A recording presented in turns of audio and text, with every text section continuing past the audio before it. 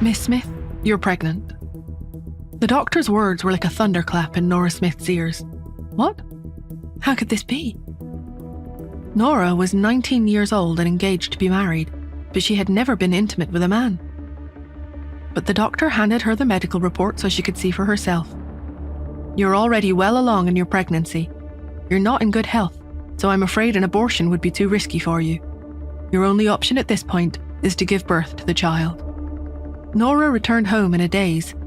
After her father gave her a stern lecture, he searched the surveillance cameras for evidence. But all he found was that 4 months ago, Nora had indeed stayed home for a couple of weeks because she hadn't been feeling well. She hadn't gone out at all. Outsiders didn't believe it. Everyone secretly mocked her. Her belly is already so big, but she's still giving excuses and saying that she didn't go off and see some man. Poor Anthony Gray, being engaged to a woman like that. I feel bad for him and his family. After weeks of the speculation flying around, Anthony Gray finally paid the Smiths a visit. He sat down with Nora and her father in the study. By that time, Nora's belly was already bulging. 8 months into her pregnancy, her belly was so big she couldn't see her toes when she looked down. Nora's father asked cautiously, "Anthony, are you thinking of breaking off the engagement?" But Anthony's answer surprised him. "No, my grandfather wouldn't allow it." The Grays were rich and powerful, with a social standing far above anything the Smiths could dream of. No one would blame them for taking this opportunity to break things off. The more Anthony thought about it, the angrier he became. "I already can't stand the sight of her pig-like face. Now she's pregnant with some other man's child. Why should I have to take responsibility for her screw-up? I'm not interested in being a hero." Immediately, Nora's father said, "Anthony, don't worry. I'll send the baby away as soon as she gives birth." Nora, who had kept quiet this whole time, suddenly raised her head. No. The child was innocent. She had decided she couldn't abandon it. She wanted to cancel the engagement too. At that exact moment, Nora suddenly felt waves of pain and convulsions in her abdomen. "This is it," she thought with alarm. "I'm going into labor." 5 years later, Nora was awakened from a nap by the sound of a crisp, chirpy voice. "Mommy, wake up, the plane is landing." Nora opened her eyes to see a young, delicate, adorable little face. Cherry Smith's large eyes blinked, and she rested her chin on her hands. "Mommy, why did we come back to the States this time? Are we looking for Daddy?" Nora stretched and sat up lazily. She said lightly, "You don't have a father." Cherry sighed like an adult. "I don't believe you. I'm not a 3-year-old anymore. Of course I have a dad. Everyone has one, right?" Nora didn't reply. She just sighed as she tied up her shoulder-length hair. Her fair skin and sharp, pert nose, coupled with her rosy lips and graceful figure, made her a beautiful sight on the plane. Cherry continued to mumble with dissatisfaction. "If we aren't looking for Daddy, then are we looking for my big brother?" Big brother. A cold glint flashed across Nora's downcast, almond-shaped eyes. 5 years ago, she had actually given birth to a pair of twins, a boy and a girl. But Nora's father had ignored her wishes and tried to take the 2 children away. She had fought with everything she had to try and stop him, even while she was still confined to the delivery bed.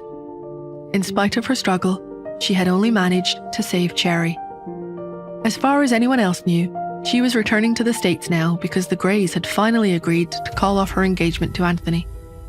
She was simply there to sign the papers and wrap up the details. But Nora's real mission, the most important thing, was to find her other child. Half an hour later, the plane came to a complete stop. As soon as she turned on her cell phone, it began to ring. "Athena," the person said, using the name Nora had chosen for work. "You have to be careful." Nora asked casually, "Why?" "Justin Hunt is on a global hunt for your personal information.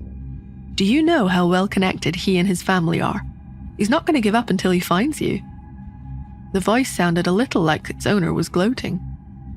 "Oh," was all Nora could think to reply. "Athena, you were overseas before, so you weren't in his territory. But now that you're back, you won't be able to escape anymore. You're the most prestigious surgeon around. Can't you just treat his grandmother and get it over with?" I've heard Justin is a very generous and very handsome man. Wouldn't it be great if you two got swept up in a big, dramatic, scandalous affair? Nora knew that taking on a Hunt as a patient might get her dragged into a struggle for power and inheritance. She had come back to the US to look for her son.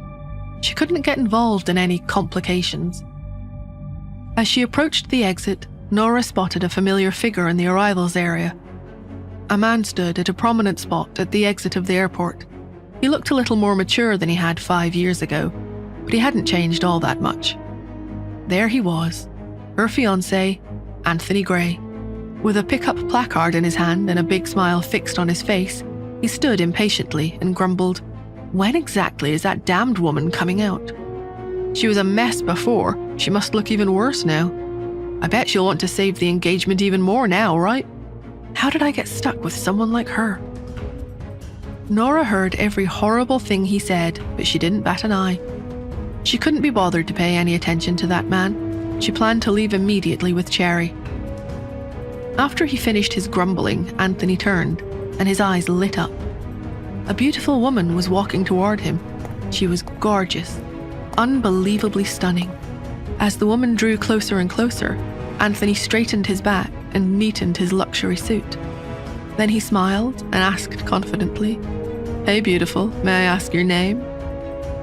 Nora thought, "He looks just like a peacock with its train spread open." She paused and looked at him coolly. Nora Smith. How will Anthony react to this? Can Nora manage to keep her true identity hidden from Justin Hunt? To find out, download the Pocket FM app now. Link in the description. Don't forget to like, share, and subscribe to our YouTube channel for more gripping stories.